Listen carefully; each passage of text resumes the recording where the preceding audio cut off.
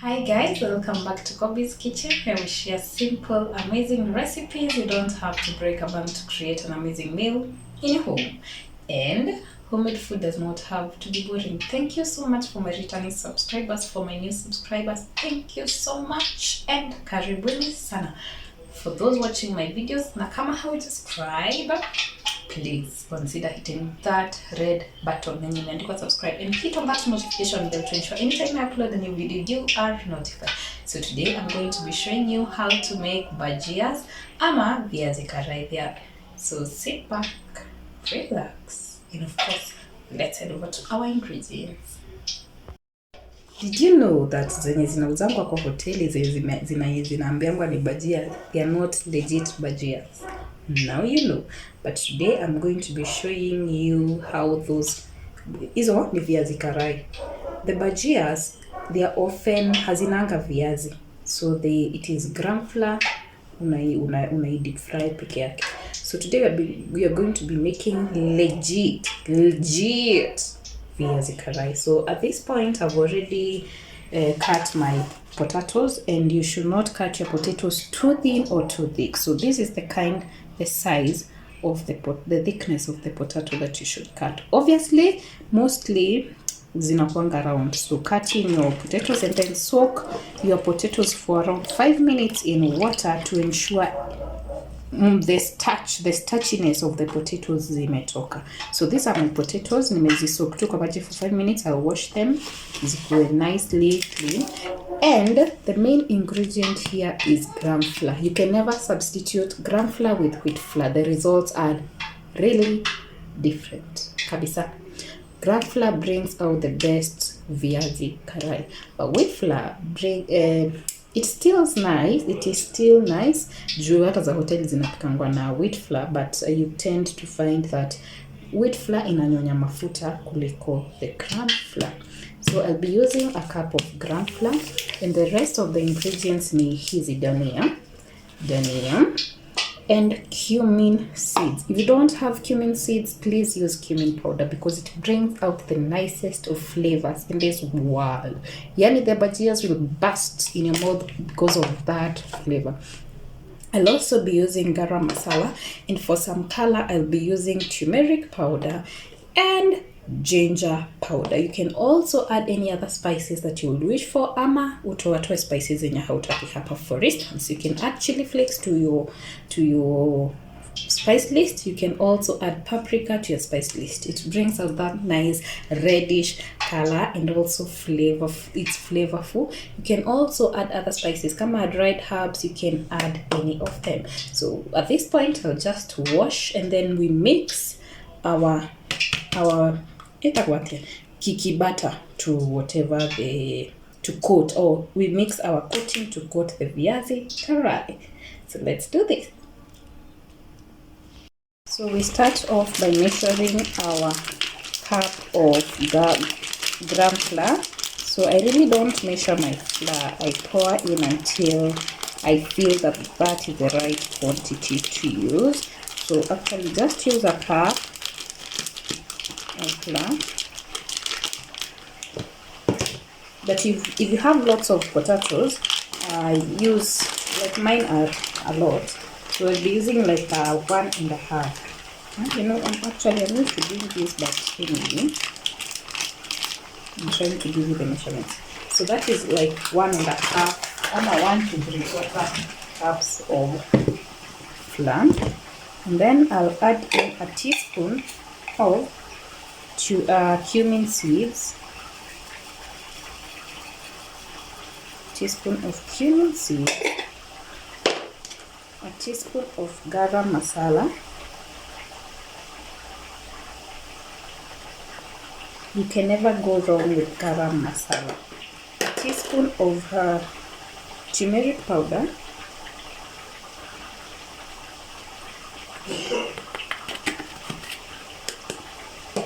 and finally a teaspoon of ginger powder. So you can substitute the ginger powder with the ginger root and grate it and just have it in your gram flour. I will then wash my coriander and cut it in hapa ndani zote pamoja. So I'll cut in my coriander hapo ndani. You can also do some rosemary if you love.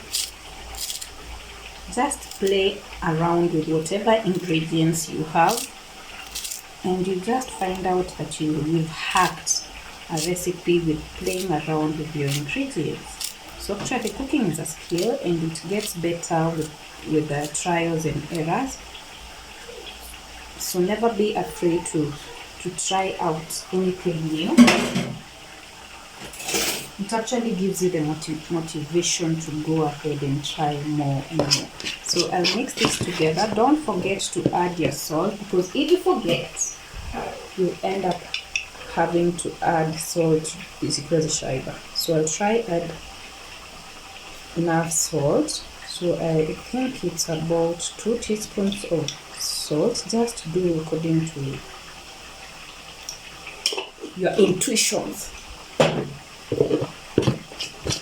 So I'll mix this together, and then now I'll add in water to form some batter. So you'll add in water gradually. So I don't have a specific amount of water. So gradually means unaongeza pole pole ukikoroga until you get the consistency that I'm gonna show you now. So let me add some water.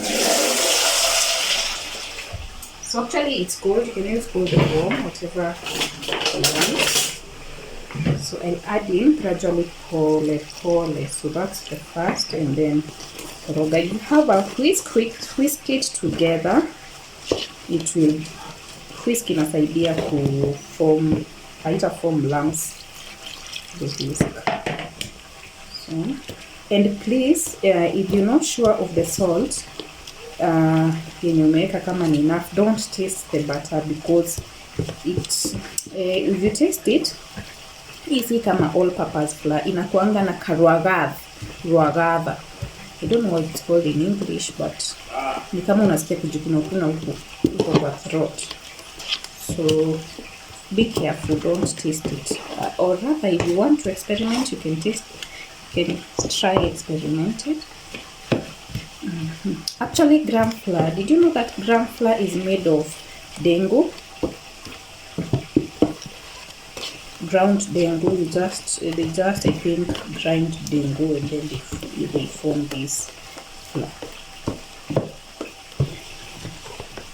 So actually this is the consistency that you ought to have after mixing everything together. Not too light, not too thick. So okay, it's not falling haraka juu ya they have kuna mavitu ndani, but you should form such a big paste. If at all it won't fit my warros, if I find that my warros are many for this batter, I'll just mix another batter. Don't get tired of mixing. Just mix another batter until they are all coated with this batter. So in the meantime, let's test our oil. Kama ni moto, as you can see, naka moto. It has been previously used, so ni moto sahi. When it sizzles around the wooden spoon, aivo, it means that your oil is nice and soft. Soft and hot. So we just go ahead and dip in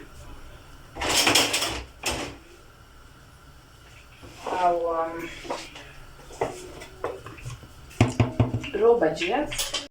Have you ever been disappointed? I thought I was shooting, kumbe my camera was not even recording at all. So I had already even started cooking. So hizi ni zile tumabaki twa the first batch. So anywho, this is the whatever. This is the, did I show the consistency?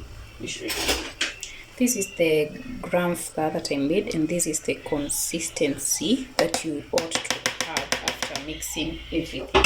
So now I'll be dipping in my potato hivi. So this thing is messy but worth it. So you dip in your potato one by one, because if you dip all of them, juu ya maji zita nini itakuwa the paste will be maji. So unaweka na nimechomeka. Be careful.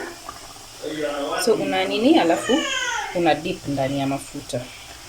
unaweka hapa ndani, coat the waru, then put in. So that's basically what I'll be doing, and then I'll be showing you the final outcome of my viazi karai. So I'll put them mpaka pahali nitaona pani yangu imetoshea. So that's what I'll do. That's what I'm doing. So don't overlap yours. So hadi pahali until pahali kwenye nini itatoshea. So let me do this and then be back to show you. So turn them continuously. One side is the other side. So give them time. Do you remember we had not boiled the waru? So give them some time kidogo. Don't worry, kuna particles tulikuwa huko ndani ndio tunafanya hivi. So use clean oil please to avoid hiyo hassle ya kukuwa na particles kwa your nice bhajias. In the meantime, be lining pahali unazitolea.